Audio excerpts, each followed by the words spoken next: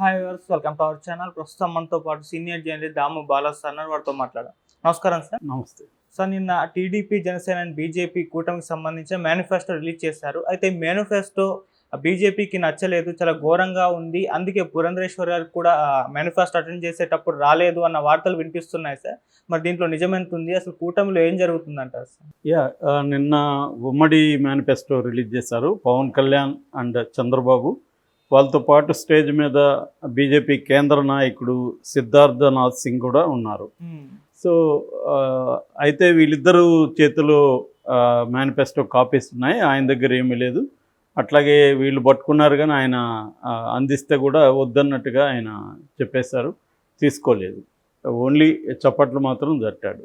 So Purandeswari రాలేదు. అంత వీళ్ళిద్దరికీ లేనంత బిజీగా ఆమె ఏముందా అనే డౌట్లు వచ్చాయి. రెండోది, దీన్ని జగన్ నిన్న మీటింగ్లో కలికిరి అంటే అన్నమయ్య జిల్లా కలికిరిలో జరిగిన మీటింగ్లో మోడీ ఫోన్ చేసి చంద్రబాబుకి చెప్పాడు, ఈ మేనిఫెస్టో మాకు ఇష్టం లేదని చెప్పాడు. అందుకని ఫోటో కూడా దాని మీద వేయలేదు.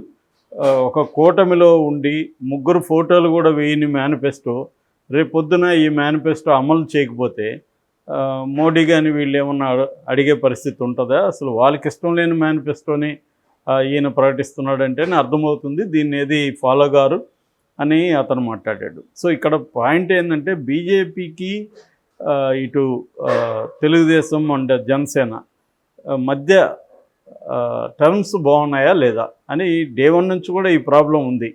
అంటే ఇక్కడ లోకల్ బీజేపీ అయితే బాగానే ఉంది, ఎందుకంటే పురంధేశ్వరి చంద్రబాబుతోనే ఉంది కాబట్టి లోకల్గా ఏమి ఇబ్బంది లేదు. కానీ నేషనల్ లెవెల్లో బీజేపీ పెద్దగా విలువ ఇవ్వట్లేదు. ఏదో వాళ్ళు వచ్చారు పెట్టుకున్నాం అన్నట్టు ఆ మధ్య అమిత్ షా మాట్లాడాడు. చంద్రబాబు అప్పుడు వెళ్ళాడు, మేము వెళ్ళమనలేదు, మళ్ళీ తెలుసుకొని వచ్చాడు, మేము తీసుకున్నాము అన్నట్టు మాట్లాడాడు తప్ప మాకు అది ఇంపార్టెంట్ కానీ తెలుగుదేశం సౌత్లో మేము చాలా ఇంపార్టెన్స్ ఇస్తున్నాం, ఆ యాంగిల్లో మాకు తెలుగుదేశం ఇంపార్టెంట్ అని కానీ అట్లా ఆ యాంగిల్లో ఏం మాట్లాడలేదు ఆయన. అట్లాగే మోడీ చిలకలూరుపేటకు వచ్చినప్పుడు కూడా చూసాం, చంద్రబాబు జీ అని కూడా అనలే కనీసం. చంద్రబాబు పవన్ కళ్యాణ్ ఇక్కడ గట్టిగా పోరాడుతున్నారని ఒక మాట అన్నాడు తప్ప చంద్రబాబుని ముఖ్యమంత్రిని చేయడానికి కానీ అట్లా ఏమీ పిలిపిలేదు. జగన్ను కూడా విమర్శించలేదు. ఓన్లీ జగన్ క్యాబినెట్ మినిస్టర్లు అవినీతి కోసం పోటీ పడుతున్నారని చెప్పాడు తప్ప ఇంకే వేరే ఏమీ మాట్లాడలేదు. జగన్ అవినీతి పడడానో పోలవరంని డబ్బులు తినేస్తాడనో ఇంకోటో మాట్లాడలేదు. సో ఈ యాంగిల్లో చూసుకున్నప్పుడు బీజేపీతో ఇప్పటికీ జగన్ దోస్తీ కంటిన్యూ అవుతుందని చాలామంది అనుకుంటున్నారు. ముఖ్యంగా మనకు రఘురామరాజు విషయంలో తీసుకున్న ఆయనే ఓపెన్గానే చెప్పాడు, జగన్ ఇన్ఫ్లుయెన్స్ చేసి నాకు రానియకుండా చేశాడు అని. అంటే క్లియర్గా జగన్ ఇన్ఫ్లుయెన్స్ బీజేపీ మీద ఉన్నట్టే కదా. అట్లాగే ఎలక్షన్ కమిషన్ విషయంలో కూడా ఎక్కడా కూడా కూటమి అనుకున్నట్టుగా ఎలక్షన్ కమిషన్ బిహేవ్ చేయట్లేదు. ఒక రకంగా జగన్కి అనుకూలంగానే బిహేవ్ చేస్తుంది. నిన్న గాజు గ్లాస్ గుర్తు కేటాయింపు చేసే విషయంలో కూడా దాదాపు 40 మందికి ఇండిపెండెంట్ అండ్ రెబల్స్కి అది కేటాయించారు. అది టెక్నికల్గా లీగల్గా చూసినప్పుడు కరెక్టే, ఎందుకంటే పవన్ కళ్యాణ్ పార్టీ జనసేన గుర్తింపు ఉన్న పార్టీ కాదు, అది ఓన్లీ రిజిస్టర్డ్ పార్టీ తప్ప రికగ్నైజ్డ్ పార్టీ కాదు. రికగ్నైజ్డ్ పార్టీకి అయితే కంప్లీట్గా ఆ గుర్తును కేటాయిస్తారు, ఆ గుర్తు ఇంకెవరు వాడకూడదు. కానీ రిజిస్టర్డ్ పార్టీకి ఏంటంటే వాళ్ళు పోటీ చేసే దగ్గర మాత్రం ఆ గుర్తు ఉంటుంది, మిగతా చోట ఎవరికైనా అది ఫ్రీ సింబల్ ఇస్తారనమాట. సో అలాగా ఉన్నప్పుడు టెక్నికల్గా ప్రాబ్లం కాదు. కానీ ఇక్కడ ఏంటంటే పొత్తులో ఉంది, అది సపరేట్గా పోటీ చేస్తే ఈ లాజిక్ కరెక్టే. పొత్తులో ఉన్నప్పుడు ఏమవుతుంది, వేరే చోట తాను బదులు ఇంకొక పార్టీ పోటీ చేస్తుంది కాబట్టి ఎలక్షన్ కమిషన్ దాన్ని పరిగణలోకి తీసుకొని ఇవ్వకుండా ఉండాలి మామూలుగా అయితే. కానీ వాళ్ళు రూల్స్ చెప్పి మేము ఇవ్వచ్చు కదా అంటున్నారు. అది నిన్న కోర్టుకి వెళ్ళింది, కోర్టులో తేలే అవకాశం ఉంది. సరే, ఏదేమైనా ఎలక్షన్ కమిషన్ వీళ్ళు కోరుకున్నట్టుగా ఏ పని చేయట్లేదు.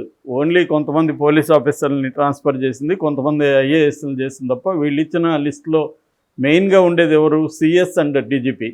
వాళ్ళని తాకకుండా కింది స్థాయి అధికారులని అంతమందిని ట్రాన్స్ఫర్ చేసినా వాళ్ళ కంట్రోల్లోనే అందరూ పనిచేయాల్సి ఉంటుంది. సో ఈ రకంగా ఎలక్షన్ కమిషన్ కూడా తమ మాట వినట్లేదు. ఎలక్షన్ కమిషన్ బీజేపీ కంట్రోల్లో ఉంటుందని అందరికీ తెలుసు. బీజేపీ సెంట్రల్లో అనుకుంటే ఇక్కడ కూటమికి అనుకూలంగా ఉండే అవకాశం ఉంది. కానీ అట్లాంటిదేం జరగలేదు. అసలు బీజేపీ ఎందుకు ఈ మేనిఫెస్టోని డిజోన్ చేసుకుంటుంది, ఓన్ చేసుకోవట్లేదంటే ఒక కారణం ఏంటంటే బీజేపీ నేషనల్ పార్టీ, దానికి ఒక నేషనల్ మేనిఫెస్టో ఉంటుంది తప్ప రాష్ట్రాలకు సపరేట్గా మేనిఫెస్టో దానికి ఉండదు. సో అందువల్ల అది ఇక్కడొచ్చి కూటమి కడుతున్నప్పుడు కూటమికి సపరేట్గా మేనిఫెస్టో ఉన్నప్పుడు దానికి కొన్ని ఇబ్బందులు కూడా ఉన్నాయి. అదేంటంటే ముఖ్యంగా ముస్లింలకి హజ్కి వెళ్ళడానికి డబ్బులు ఇస్తానని చెప్పడం, అలాంటి కొన్ని ముస్లింలకి హామీలు ఉన్నాయి. అట్లాగే జనరల్గానే ఫ్రీబీస్కి మోడీ వ్యతిరేకం అనేక సార్లు మాట్లాడాడు. ఉచిత పథకాలను రద్దు చేయాలి, ఉచితాలు ఉండొద్దని. సో వీళ్ళు కూడా గతంలో ఉచితాలు ఉండొద్దని చంద్రబాబు వీళ్ళందరూ కూడా మాట్లాడారు. నిన్నటికి నిన్న కూడా వాళ్ళ టీడీపీ ఇప్పుడు అఫ్సెల్ మేధావి అయిన జయప్రకాష్ నారాయణ ఉచిత పథకాల వల్ల సంక్షేమ పథకాలు అనేది గవర్నెన్స్ కాదు, ఉచిత పథకాలు చేయడమే పరిపాలించడం కాదు అని చాలా గట్టిగా మాట్లాడుతున్నాడు. చాలామంది మొన్నటి వరకు వైసీపీని మిగతా విషయాల్లో సమర్థించినా కూడా ఉచిత పథకాలు కరెక్ట్ కాదు, జగన్ చేసేది కరెక్ట్ కాదని మాట్లాడిన వాళ్ళందరూ ఇప్పుడు తెలుగుదేశం అంతకంటే రెట్టింపిస్తూ ఉంది. ప్రతి దాంట్లో కూడా పెంచేసింది. పెన్షన్ పెంచింది, 1500 పర్ మంత్కి విమెన్కి ఇస్తుంది, 20,000 చేసింది రైతుకి ఇచ్చేది. తర్వాత 3 సిలిండర్లు ఫ్రీగా ఇస్తూ ఉంది. 50 ఏళ్ళు చేసి పెన్షన్ని 4,000 చేసి 50,000 ఇస్తున్నారు. వికలాంగులకు 6,000 చేశారు. ఇలాగా రకరకాలుగా డబ్బులు విపరీతంగా ఇవ్వడం అనేది కనపడుతుంది. బస్సు ఫ్రీ ఇట్లా తీసుకున్నప్పుడు దాదాపు జగన్ 70,000-75,000 పర్ ఇయర్ సంక్షేమ పథకాలకు పెడితే కూటమి వస్తే 1,50,000 పెట్టాలి. ఎక్కడి నుంచి తెస్తారు అనే దానికి ఏమి లాజిక్ కనబడలా. దానికి 2 విషయాలు చెప్తున్నారు చంద్రబాబు. ఒకటేమో మేము సెంట్రల్తో అనుకూలంగా ఉంటాం కాబట్టి సెంట్రల్ నుంచి ఫండ్స్ తెస్తామని.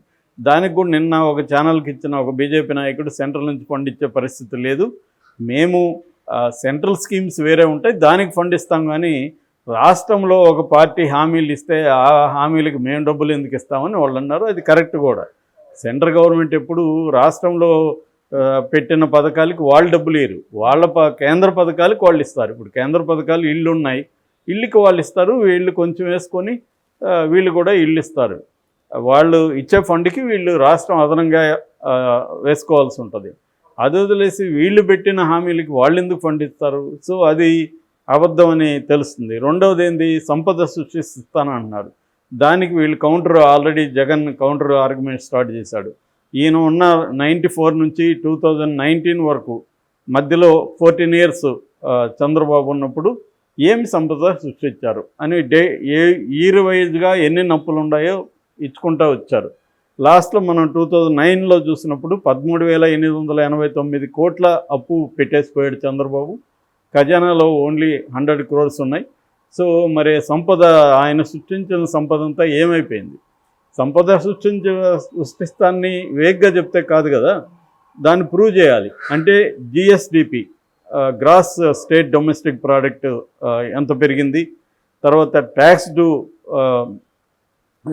జిఎస్డిపి అంటే జిఎస్డిపి దాంట్లో ట్యాక్స్ పెరిగిందా తగ్గిందా, తర్వాత అప్పులో వృద్ధి రేట్ ఏంటి, క్యాపిటల్ గెయిన్స్ ఎలా ఉన్నాయి, తర్వాత పెర్ క్యాపిటా ఇన్కమ్ ఎలా పెరిగింది, ఇవన్నీ డేటా చూపించాలి. జగన్ ఆ డేటా చూపిస్తున్నాడు. సో వీళ్ళు కూడా చూపించాలి. అంటే చూపించడం అంటే నోటికొచ్చింది చెప్పడం కాదు కదా. ఆర్బీఐ ఇచ్చిన లెక్కలు తీసుకోవాలి, తర్వాత సెంట్రల్ బడ్జెట్లో ఉన్న ఇది తీసుకోవాలి, తర్వాత కాగ్ ఇచ్చింది, ఇవన్నీ తీసుకొని సోర్సెస్ తీసుకొని నువ్వు ప్రజెంట్ చేయగలగాలి. ఇదిగో నేను ఈ 14 ఏళ్లలో ఇంత సంపద సృష్టించానని చెప్పగలగాలి. లేదు, కనీసం ఇప్పుడు ఆంధ్రప్రదేశే కాబట్టి 2014 నుంచి 19 వరకు నేనెంత సృష్టించానో, జగన్ ఎంత సృష్టించాడు, నా దాంట్లో ఎంత అప్పులు ఉన్నాయి, జగన్ ఎంత అప్పులు ఉన్నాయి, పన్నుల ట్యాక్స్ నేనెంత వేసాను, జగన్ ఎంత వేసాడు, ఇవన్నీ చెప్పగలగాలి. జగన్ అవన్నీ చెప్పాడు. మొన్న తన మేనిఫెస్టో ఇచ్చినప్పుడు అన్నీ చెప్పుకుంటూ వచ్చాడు. పన్నులు నా దాంట్కంటే కూడా ఆయన దగ్గరే పన్నులు ఎక్కువ ఉన్నాయి, జిఎస్డిపి నా దాంట్లోనే ఎక్కువ ఉన్నాయి, తర్వాత అప్పుల రేటు కూడా నా దాంట్లో తక్కువ ఉంది, ఇవన్నీ జగన్ డేటా పెట్టి చెప్పాడు.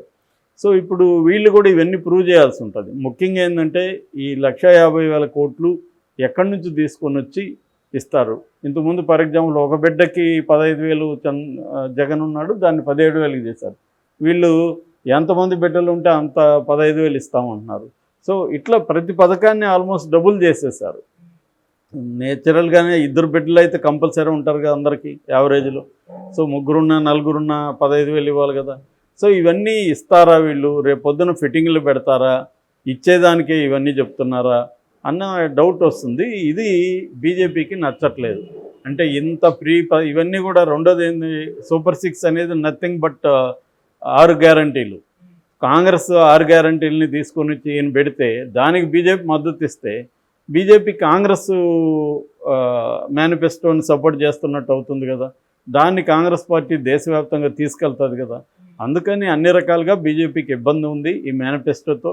అందుకని వాళ్ళు దూరంగా ఉన్నారు. అయితే స్టేట్ పార్టీ ఓన్ చేసుకొని ఈ మేనిఫెస్టోని మేము స్వాగతిస్తున్నామని ట్వీట్ చేశారని ఆంధ్రజ్యోతి రాసింది. మరి స్టేట్ పార్టీకి సెంట్రల్ పార్టీకి దీంట్లో కూడా వైరుధ్యం ఉందా అనేది కూడా చూడాలి మనం ఏదేమైనా.